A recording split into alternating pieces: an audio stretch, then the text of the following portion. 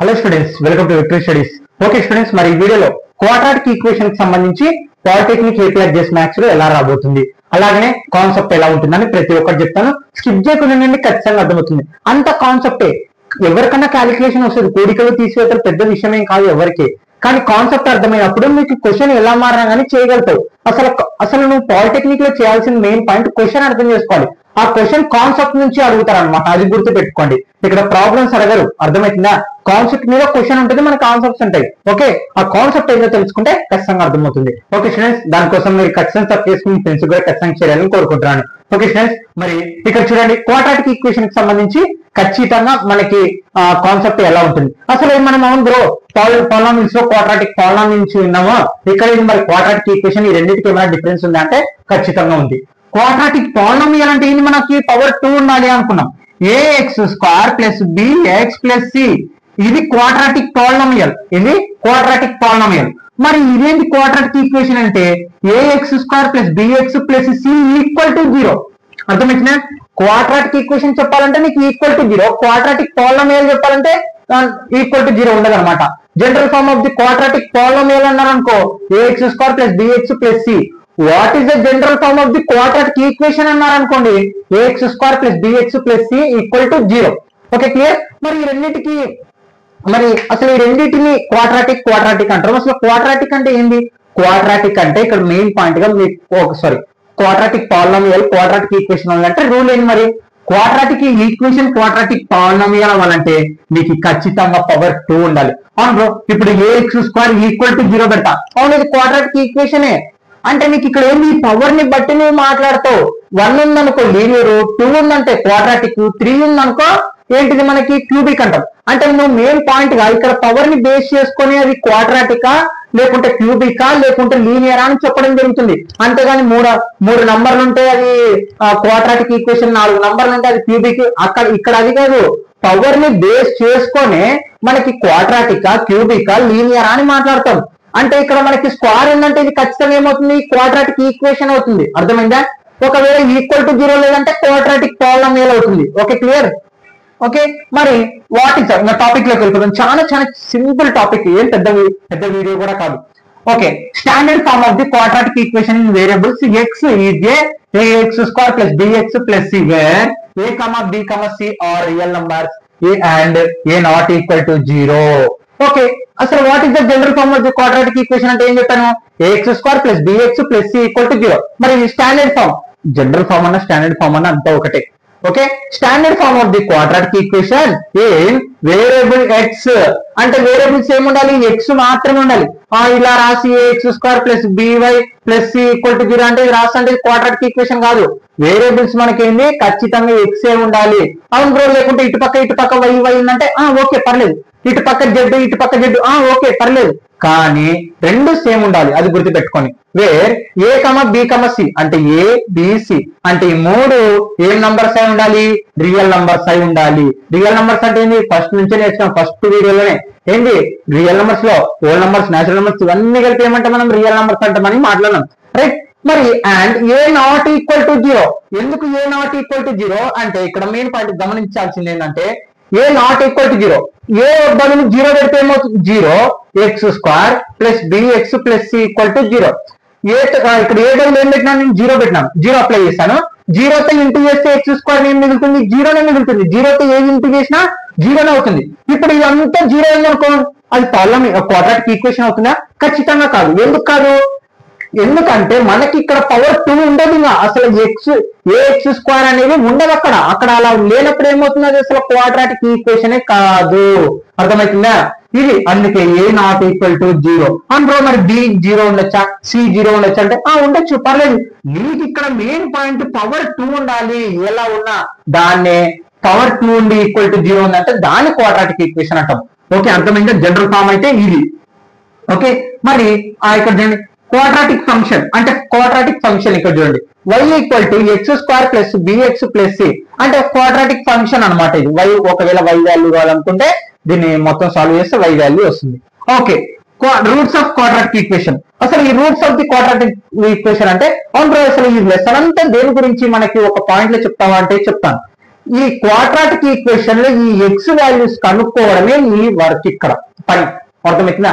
ఈ X values ఎలా కనుక్కుంటారు చెప్తాను. దీంట్లో 4 మెథడ్స్ ఉంటాయి. 4 అంటే ఎగ్జామ్ కాదు, మీరు మామూలుగా చెప్తున్నాను. 4 మెథడ్స్ ఉంటాయి. ఏంటి 4 మెథడ్స్? ఫస్ట్ వచ్చేసి ఫ్యాక్టరైజేషన్ మెథడ్ 10th క్లాస్ లో నేర్చుకున్నాం. తర్వాత క్వాడ్రాటిక్ ఫార్ములా, అదే x equal to minus B plus or minus root B square minus 4ac by 2a, ఇది క్వాడ్రాటిక్. తర్వాత కంప్లీటింగ్ స్క్వేర్ మెథడ్. బ్రో నేను ఎప్పుడు విన్నా బ్రో ఈ కంప్లీటింగ్ స్క్వేర్ మెథడ్ అంటే ప్రీవియస్ 10th క్లాస్ లో ఉందన్నమాట. అది ఎలా ఉంటుంది అంటే యాడింగ్ చేసుకుంటా b/2a అప్లై చేసుకుంటే ఇది కొంచెం మనకి రాలేదు, కానీ సాల్వ్ అంటే ఒక క్వాడ్రాటిక్ ఈక్వేషన్ కి ఎన్ని మెథడ్స్ లో సాల్వ్ చేయొచ్చు అని చెప్తున్నాను. తర్వాత కంప్లీటింగ్ స్క్వేర్ మెథడ్ అయిపోయింది కదా. తర్వాత గ్రాఫికల్ మెథడ్ లో కూడా దీన్ని సాల్వ్ చేయొచ్చు. మొత్తము ఒక క్వాడ్రాటిక్ ఈక్వేషన్ కి ఎన్ని విధాలుగా సొల్యూషన్స్ కనుక్కోవచ్చు? 4 లేదా 3 అని కూడా కొందరు గ్రాఫికల్ మెథడ్ వారు 3, 4 అన్నా 3 అన్న. మెయిన్ పాయింట్ గా 4 ఏంటి మరి? ఫస్ట్ వచ్చేసి ఫ్యాక్టరైజేషన్ మెథడ్, తర్వాత కంప్లీటింగ్ స్క్వేర్ మెథడ్, తర్వాత క్వాడ్రాటిక్ ఫార్ములా, తర్వాత గ్రాఫికల్ మెథడ్. ఈ 4 మెథడ్స్ తో ఒక క్వాడ్రాటిక్ ఈక్వేషన్ కి ఆ ఎక్స్ వాల్యూస్ కనుక్కోవచ్చు అనమాట. Okay, roots of the quadratic equation. Roots అంటే వాటి వాల్యూస్ అనమాట. ఈ ఎక్స్ వాల్యూస్ అనమాట roots of the quadratic equation. A real number alpha అంటే సంథింగ్ ఏదో ఒక నంబర్ ఏంది, ఆ ఎక్స్ బదులు ఏదో ఒక నంబర్, దాన్ని alpha is a called a root of the quadratic equation. ax² + bx + c = 0. A alpha square అంటే ఇక్కడ ఏ నంబర్ ఎక్స్ బదులు ఏ వాల్యూ వస్తుందో తెలియదు, కానీ ఏ వాల్యూ వస్తుందో మనకి ఖచ్చితంగా రియల్ నంబర్ ఉంటుంది. ఆ రియల్ నంబర్ ని మనం ఆల్ఫా అనుకుంటున్నాం. ఆ ఆల్ఫా అప్లై చేసినప్పుడు ఏమవుతుంది మనకి? a² + b + c = 0. Okay, clear? మరి ఇప్పుడు క్వాడ్రాటిక్ ఫార్ములా చెప్పాను కదా, మొత్తం 4లో factorization method. First number last number ఏంటి చేసి మధ్యలో వచ్చేటట్టు చేసే అది ఫ్యాక్టరైజేషన్ మెథడ్. క్వాడ్రాటిక్ ఫార్ములా అంటే ఈ క్వాడ్రాటిక్ ఫార్ములా ఎలా వచ్చింది మనకి అంటే కంప్లీటింగ్ స్క్వేర్ మెథడ్ తోనే, అంటే ax² + bx + c = 0. నాకు కంప్లీటింగ్ స్క్వేర్ మెథడ్ తెలియాలంటే ఇక్కడ లేదు, అసలు ఇయర్ కంప్లీటింగ్ స్క్వేర్ మెథడ్ మనకి లేదు, వదిలేయండి. ఓకే, మరి ax² + bx దీన్ని కంప్లీటింగ్ స్క్వేర్ మెథడ్ అంటే ఈ quadratic equation completing square method చేస్తే ఇది వచ్చేదాన్ని మనం క్వాడ్రాటిక్ ఫార్ములా అంటాం. ఆ క్వాడ్రాటిక్ ఫార్ములా అంటే ఈ ఈక్వేషన్ బేస్ చేసుకునే మనకి ఇది కనుక్కోవడం జరిగింది అనమాట. ఈ ఈక్వేషన్ అంటే ఏంటి? x equal to minus B plus or minus root B square minus 4ac by 2a. దీని గురించి వెరీ వెరీ ఇంపార్టెంట్. దీని లోపల దాని మీద బట్టి డిస్క్రిమినెంట్ అంటాం, దాని లిస్ట్ చెప్తాను. ఒక అది చెప్పి టేబుల్ చెప్తాను, కంప్లీట్ అయిపోతుంది. చాలా చాలా simple lesson. Okay, x equal to minus B plus or minus root B square minus 4ac by 2a. అవును, ఈ ఫార్ములా ఎలా వచ్చింది? ax² + bx + c = 0 completing square method apply చేస్తే మనకి x ఈక్వల్ టు అంటే ఆ ఎక్స్ వాల్యూ వస్తుంది అనమాట. Okay, clear? దాన్ని వేరే వేరే నేర్చుకోవాలి. చెప్పాను పాలినామియల్స్ లోనే చెప్పాను. ఎన్ని సొల్యూషన్స్ వస్తాయి? 2 సొల్యూషన్స్ వస్తాయి. ఎందుకు? పవర్ ఇక్కడ ఎంత ఉంది? 2 ఉంది. వేరియబుల్స్ ఎన్ని ఉన్నాయి? 2 ఉన్నాయి. అంటే మనకి ఖచ్చితంగా ఒక క్వాడ్రాటిక్ ఈక్వేషన్ కి ఖచ్చితంగా మనకి 2 జీరోలు మాత్రమే వస్తాయి, అంతకు మించి రావు. అందులో 2 జీరోలు ప్లస్ లో వస్తాయా, మైనస్ లో వస్తాయా, జీరోలు వస్తాయా? అలాంటిది ఏం లేదు. రియల్ నంబర్ ఇక్కడ నేను మాట్లాడుతున్నాం. ఏ real number alpha is called a root of the quadratic equation. అది మనకి ఏ రియల్ నంబర్ ఏది తెలియదు ఒక క్వాడ్రాటిక్ ఈక్వేషన్ కి. ఒక్కొక్కసారి సున్నాలే రాకపోవచ్చు, అలా అనమాట. ఓకే, మరి చూడండి, మరి if the 2 roots of the quadratic equation ax² + bx = 0 are equal to alpha, then alpha is called double root and alpha equal to -b/2a. మనకి చెప్పాను, సింపుల్ చెప్తానా? అసలు ఏంటంటే ఒక క్వాడ్రాటిక్ ఈక్వేషన్ కి ఆల్మోస్ట్ ఎన్ని జీరోలు వస్తాయి? 2 జీరోస్ వస్తాయి. ఒకటి ఆల్ఫా అయింది అనుకో, ఏంది? ఒకటి ఆల్ఫా ఏ నంబర్ అవుతుందో మనకు తెలియదు కదా, ఏ ఆన్సర్ అవుతుందో తెలియదు. ప్రాబ్లమ్స్ లోకి వెళ్తే తెలుస్తుంది, కానీ మెయిన్ పాయింట్ ఇప్పుడు అర్థం చేసే కాన్సెప్ట్ అనమాట. ఒక క్వాడ్రాటిక్ ఈక్వేషన్ కి ఏ నంబర్ సొల్యూషన్ అవుతుందో తెలియదు, అంటే ఆ ఎక్స్ బదులు వాల్యూస్, దాన్ని ఆల్ఫా అనుకుంటాం. మరి 2 ఆల్ఫా కనుక్కోవాలంటే double, then alpha is called double root and alpha equal to -b/2a. అంటే ఒక ఆల్ఫా కావాలంటే మనకి -2/a చేస్తే ఆల్ఫా వస్తుంది. మరి ఇక్కడ చూడండి, a quadratic equation right roots alpha beta is x² - alpha + βx + alpha × beta = 0. ఏంటి ఇది చెప్పాను, ఫస్ట్ లోనే చెప్పాను. అసలు ఏంటిది ఇది అంటే మనకి ఏంది? ఒక క్వాడ్రాటిక్ ఈక్వేషన్ కి బైనండి, ఒక క్వాడ్రాటిక్ ఈక్వేషన్ కి ఎన్ని సొల్యూషన్స్ వస్తాయి? α1 α2 అనుకుందాం. అంటే ఆ ఎక్స్ వాల్యూస్, అంటే ఈ ఎక్స్ వాల్యూస్ మనం గ్రాఫికల్ మెథడ్, సబ్స్టిట్యూషన్ ఏంది, క్వాడ్రాటిక్ ఫార్ములాలో, ఫ్యాక్టరైజేషన్ మెథడ్ ఏదో ఒకటి వాడడం ఈ క్వాడ్రాటిక్ ఈక్వేషన్ కి. ఫర్ ఎగ్జాంపుల్ ఇక్కడ చూడండి, 2x² 4x 6 అనుకున్నాం. ఓకే, మరి ఇది ఒక క్వాడ్రాటిక్ ఈక్వేషన్. పవర్ 2 ఉంది, కాన్స్టెంట్ నెంబర్ ఉంది, రెండు వేరియబుల్స్ ఉన్నాయి x. ఇది ఒక క్వాడ్రాటిక్ ఈక్వేషన్. ఈ క్వాడ్రాటిక్ ఈక్వేషన్ కి మనకి రెండు x వాల్యూస్ వచ్చినాయి. అంటే ఈ వాల్యూ దీని వాల్యూ వచ్చింది. అంటే ఈ వాల్యూస్ తో ఈక్వేషన్ తయారు చేయొచ్చు, ఈ ఈక్వేషన్ తో ఈ వాల్యూస్ కనుక్కోవచ్చు. రివర్స్ అన్నమాట. అంటే ఈ α1 α2 అంటే x1 అంటే x వాల్యూస్ తో ఈ క్వాడ్రాటిక్ ఈక్వేషన్ చేయొచ్చు, అలాగనే ఆ క్వాడ్రాటిక్ ఈక్వేషన్ తో ఈ సొల్యూషన్స్ కనుక్కోవచ్చు. రివర్స్ అన్నమాట. అర్థమైందా? అంటే ఒక క్వాడ్రాటిక్ బైనండి, ఒక క్వాడ్రాటిక్ ఈక్వేషన్ సొల్యూషన్స్ ని బేస్ చేసుకొని మళ్ళీ క్వాడ్రాటిక్ ఈక్వేషన్ కనుక్కోవడం, మళ్ళీ అదే క్వాడ్రాటిక్ ఈక్వేషన్ బేస్ చేసుకొని మళ్ళీ సొల్యూషన్స్ కనుక్కోవడం. రివర్స్ అన్నమాట. మరి ఎలా అవుతారు మన క్వశ్చన్? లేదా నీకు ఎక్స్ వాల్యూ అంటే ఒక ఈక్వేషన్ ఆన్సర్స్ ఇచ్చి మీ ఈక్వేషన్ కనుక్కోవడం, లేదు ఒక ఈక్వేషన్ ఇచ్చి ఆన్సర్స్ కనుక్కోవడం. రివర్స్ అన్నమాట, సర్కిల్ అక్కడ. ఓకే, మరి దాన్ని వాడుకొని ఇక్కడ దాన్ని బేస్ చేసుకొని మనం ఇదంతా చెప్పాం, పాలినామియల్స్ లోనే చెప్పాను, మళ్ళీ చెప్తున్నాం. Quadratic equation with roots alpha beta something. ఇక్కడ α1 α2 అనుకున్నారా, వాళ్ళు ఆల్ఫా అంటున్నారు. ఒకటేమో ఆల్ఫా ఆన్సర్, ఒకటేమో బీటా ఆన్సర్. అర్థమవుతుందా? అంటే ఒక క్వాడ్రాటిక్ ఈక్వేషన్ కి రెండు ఆన్సర్లు ఉంటాయి, ఒకటేమో ఆల్ఫా, ఒకటి బీటా. మరి ఆ దీన్ని బేసుకొని అంటే ఆన్సర్ ని బేస్ చేసుకొని ఈక్వేషన్ ఎలా కనుక్కోవచ్చు అనేది చెప్తారు ఇప్పుడు. అర్థమైతే దీంట్లో రెండు టాపిక్స్, ఆన్సర్లు బాయనండి, ఆన్సర్లు బేస్ చేసుకొని క్వాడ్రాటిక్ ఈక్వేషన్ ఎలా కనుక్కోవాలనేది ఇప్పుడు చెప్తున్నాను. A quadratic equation right roots alpha beta is x² minus alpha plus beta X alpha into beta equal to 0. అంటే x² అనేది కామన్ ఒక quadratic equation, minus alpha plus beta X plus alpha beta.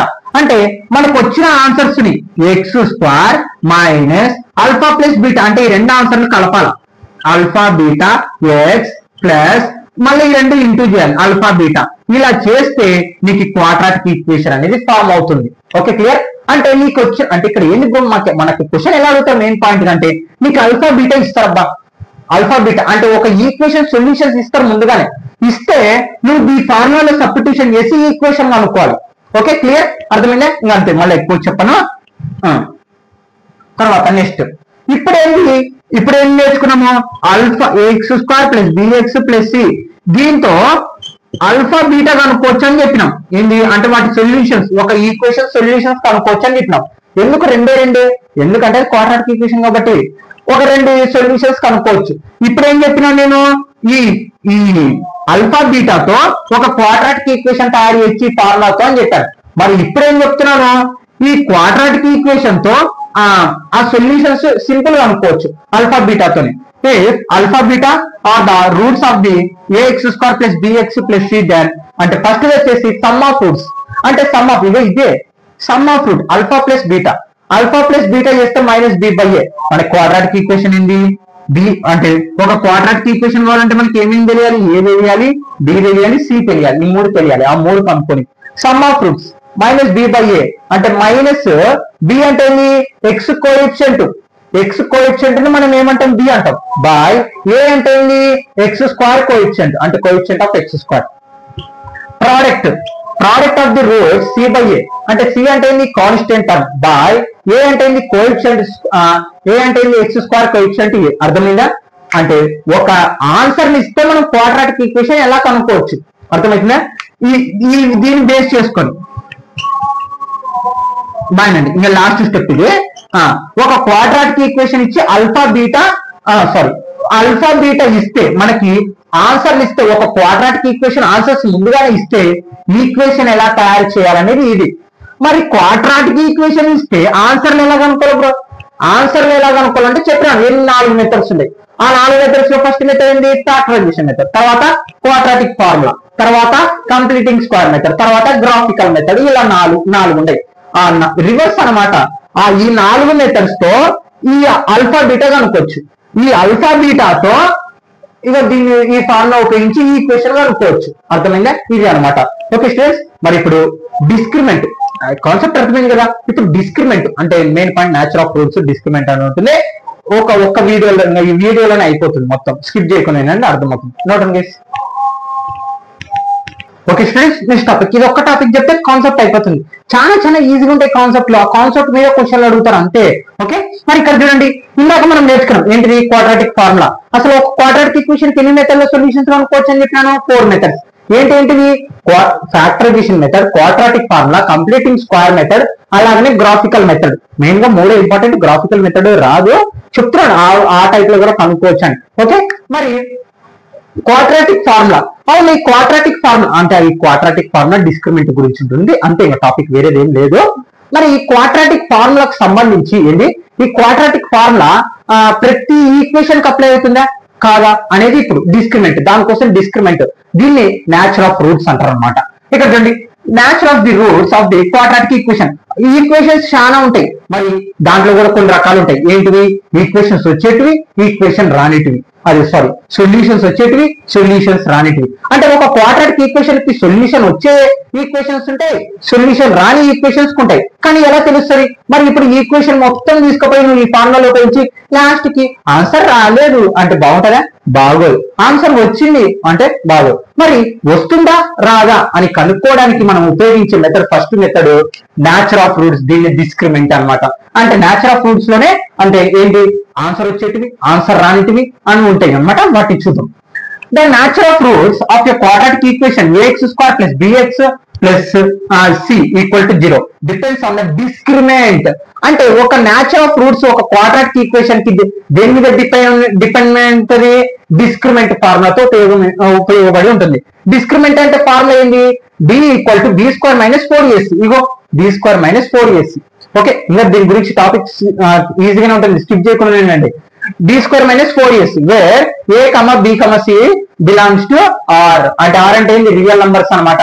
Okay, అంటే ఇప్పుడు ABC అనేవి మనకి real numbers ఏ ఉండాలి. అంటే ఇక్కడ చూడండి, సింపుల్ గా చెప్తాను, అర్థమవుతుంది, ఏం పెద్ద విషయం ఏం కాదు, స్కిప్ చేయకుండా. అంటే ఒక క్వాడ్రాటిక్ ఈక్వేషన్ కి డిస్క్రిమినెంట్ కనుక్కుంటాం అనమాట. అంటే b స్క్వేర్ మైనస్ 4ac అనేది. మరి దాన్ని nature of roots b square minus 4ac a, b, c belongs to r. మరి ఇగో ఇక్కడ చూడండి, డిస్క్రిమినెంట్ ఫార్ములా ఏంటి? b square minus 4ac. అందులో ఏంటి డిస్క్రిమినెంట్ ఫార్ములా? మాకు కొంచెం క్లారిటీగా అంటే చెప్తాను నేను. ఇప్పుడు డిస్క్రిమినెంట్ లో 3 రకాలు ఉంటాయి. ఏంటివి? Real roots, equal roots, no real roots. ఏంటి? Real roots, real roots. ఇక్కడ చూడండి, రియల్ అంటే డిస్టెన్స్ రూట్స్, రియల్ అంటే equal roots, no real roots. ఇట్లా అంటే ఆన్సర్ వచ్చేటివి, ఆన్సర్ రానిటివి. ఎందుకు 2 ఆన్సర్లు అంటే అది ఇక్కడ చూడండి. ఇక్కడ మెయిన్ పాయింట్, మీరు ఇది మెయిన్ పాయింట్ అర్థం చేసుకోవాల్సింది,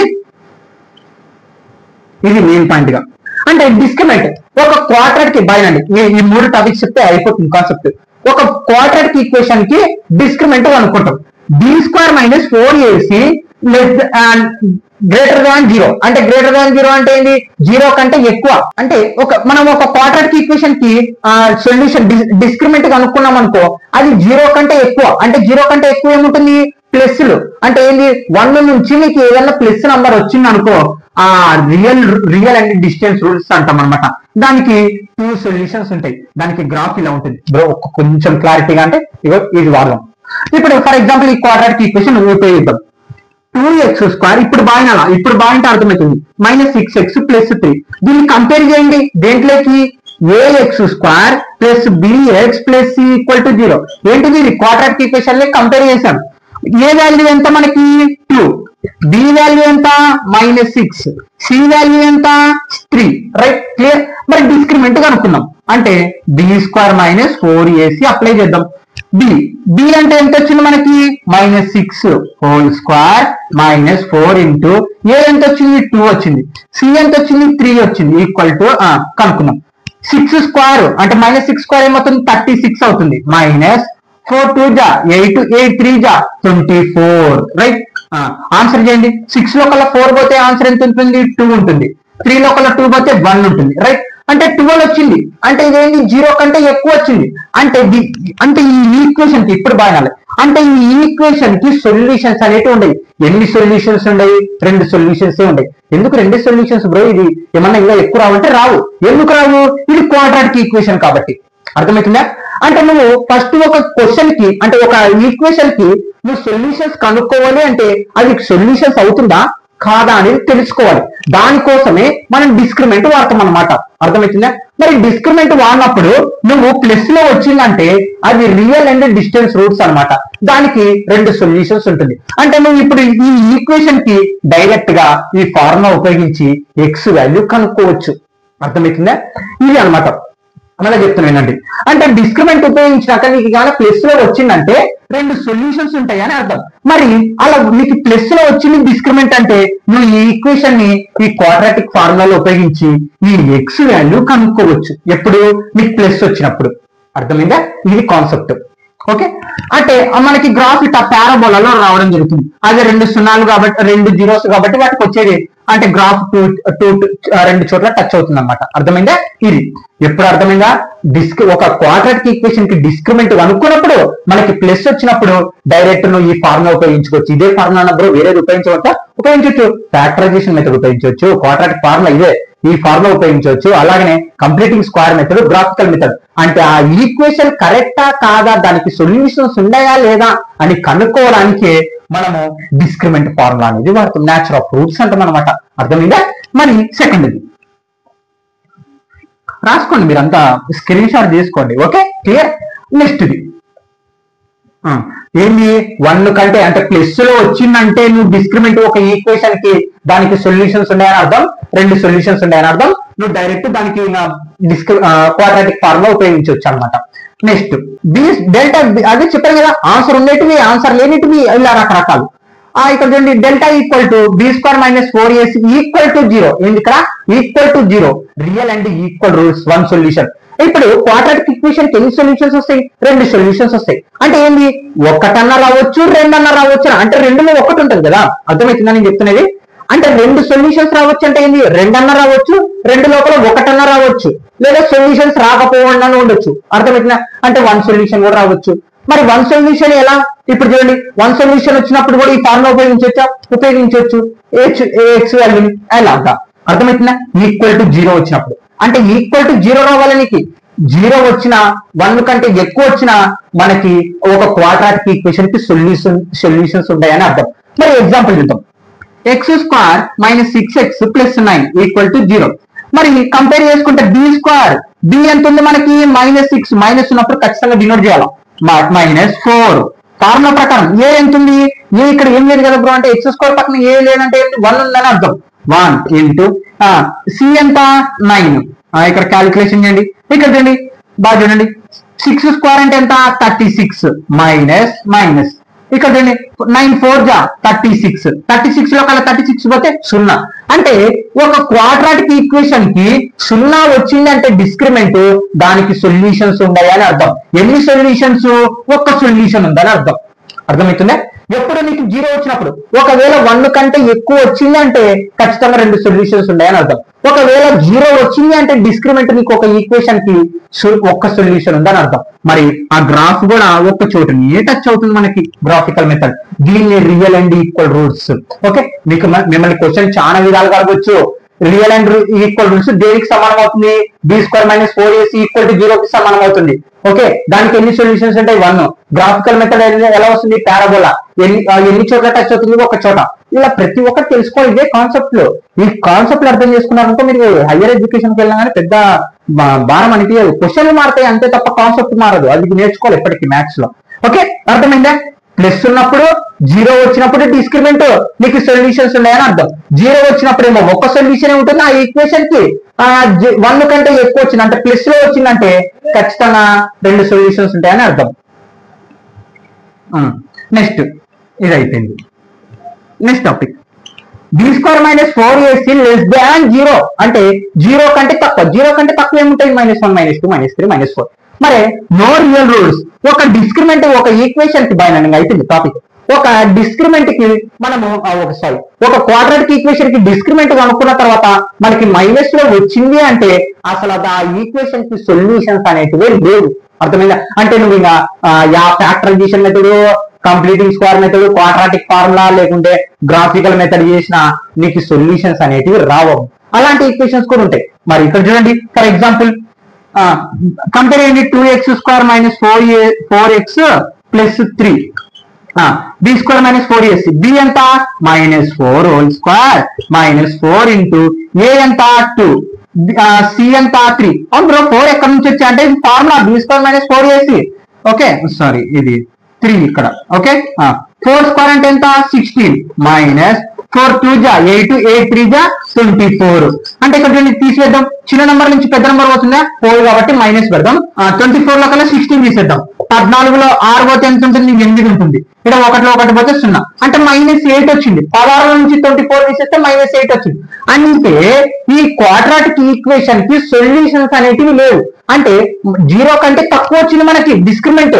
అంటే నువ్వు ఈ ఫార్ములా ఉపయోగించినా ఇంకా దానికి వాల్యూ అనేది ఉండదు, అసలు సొల్యూషన్స్ లేవు ఈ క్వాడ్రాటిక్ ఈక్వేషన్ కి అని అర్థమైందా? అండ్ దీన్ని నో రియల్ రూట్స్, దీని గ్రాఫ్ ఎక్కడ చేసినా టచ్ అవ్వదు, అందుకే జీరో సొల్యూషన్స్ దీనికి.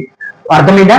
మీరు ఎప్పటికైనా సరే ఒక క్వాడ్రాటిక్ ఈక్వేషన్ కి డిస్క్రిమెంట్ ప్లస్ గానీ 0 గానీ వచ్చే, ప్లస్ వచ్చిందనుకో అంటే 1 కంటే ఎక్కువ వచ్చిందనుకో దానికి 2 సొల్యూషన్స్ వస్తాయి, దాన్ని రియల్ అండ్ డిస్టెన్స్ రూట్స్ అంటాం.